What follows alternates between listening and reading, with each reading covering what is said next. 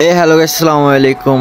কি অবস্থা, কেমন আছেন সবাই? আশা করি সবাই ভালো আছেন। আলহামদুলিল্লাহ, আপনাদের দোয়া আমি অনেকটা ভালো আছি। তো আজকে বৃহস্পতিবার, কালকে শুক্রবার। আমরা শুক্রবার ভোরবেলা এক জায়গায় যাব খেলাধুলা করার জন্য। আর খেলাধুলা হচ্ছে ফুটবল খেলতে যাব আমরা এক জায়গায়। তো আমরা দরা খেলা ধরছি ওনাদের সাথে। তো তার জন্য আমরা এখান থেকে ফুটবল নিয়ে যেতে হবে। আর আমাদেরও ওরকম কোনো ফুটবল নাই, তাই ফুটবল কিনতে আমরা যাচ্ছি শোরুমে। তিনজনে মিলে শোরুমের উদ্দেশ্যে রওনা দিলাম ফুটবল কেনার জন্য।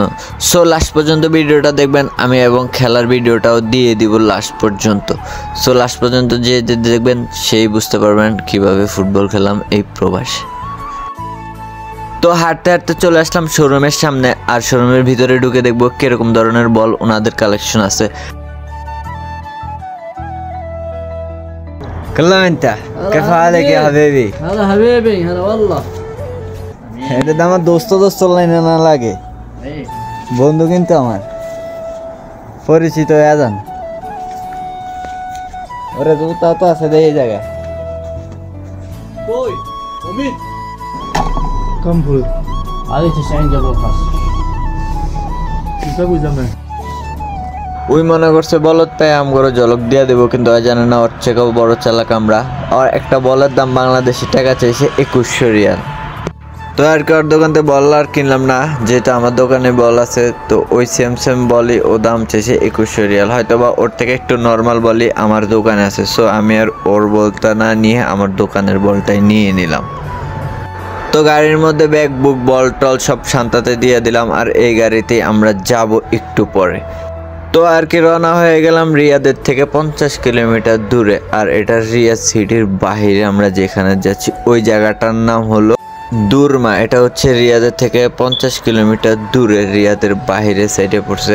একদম গ্রাম সাইডের মতনই একটা জায়গা। অসাধারণ লাগছে আমার কাছে ওই জায়গায় যে সকালের আবহাওয়াটা এত পরিমাণে ভালো লাগছে যা বলার বাইরে। রাইতে হয়তো বা কিছুই দেখি নাই, কিন্তু সকাল যখন হয়েছে ওই জায়গায় যা মনে হচ্ছে কি আমি ঢাকা থেকে বাড়িতে গেলাম, এরকম একটা ফিল পেলাম রাস্তার মধ্যে।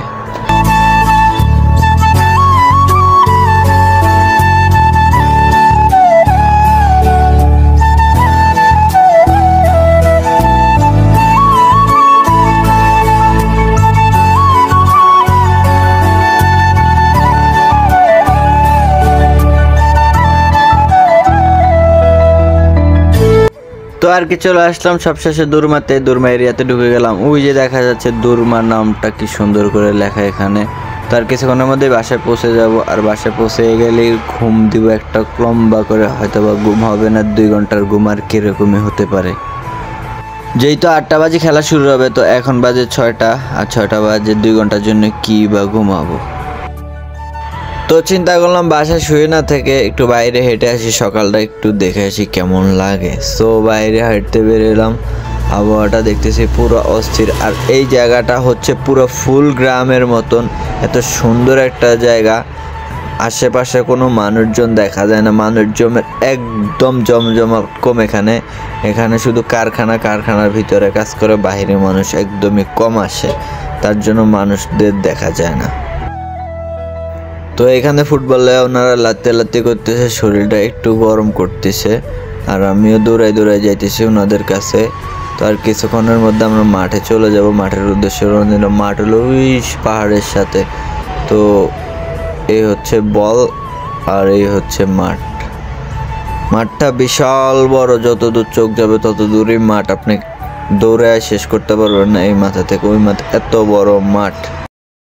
আপ গ্রুপ কোম্পানি লিমিটেডের সবাই অ্যাসোসিয়েট, যেহেতু আমরা একটা আনন্দ করে একটা ফুটবল খেলার জন্য আমরা সবাই অগ্রসর হয়েছি। তদ্রুপ খেলাতে আমরা সবাই কিন্তু একই জায়গার লোক, একই গ্রুপের লোক, কেউ তো বেতা দেন না। যেহেতু খেলার সময়তে আমরা খেলতে গিয়ে কেউ যেন কারো গায়ের সাথে অযথা একটা ধাক্কা না মারে, ঠিক আছে? বল সবাই প্রাচীন করে খেলার চেষ্টা করবেন। কারো যদি ফাউল সাথে দাঁড়িয়ে যাবেন, ঠিক আছে? হাম্বেল বলে দিবেন। তো আমরা যেহেতু ফুটবল খেলি নিজেরা, ওইখানে কোনো মারামারি দ্বন্দ্ব বিদ্বন্দ্ব না হওয়াটাই বেটার। খেলার আগে উনি এটাই বলে দিয়েছেন এবং খুব সাবধানে খেলতে বলতেছেন, কারণ কালকে সবার ডিউটি আছে। সো একটু ব্যথা পেয়ে গেলে কালকে ডিউটিতে যাওয়া হবে না। আর প্রবাস জীবনে একদিন ডিউটি অফ করা মানে অনেক কিছু।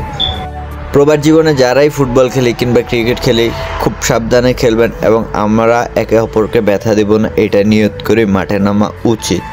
সো ভালো থাকবেন, সুস্থ থাকবেন। এই পর্যন্ত আমাদের ভিডিওটা শেষ। আর আমার ভিডিওটা কেমন হয়েছে অবশ্যই কমেন্টে জানাবেন। আর হ্যাঁ, খেলার ভিডিও দিতে পারতেছি না কারণ আমি নিজেই এখন খেলতে নামবো।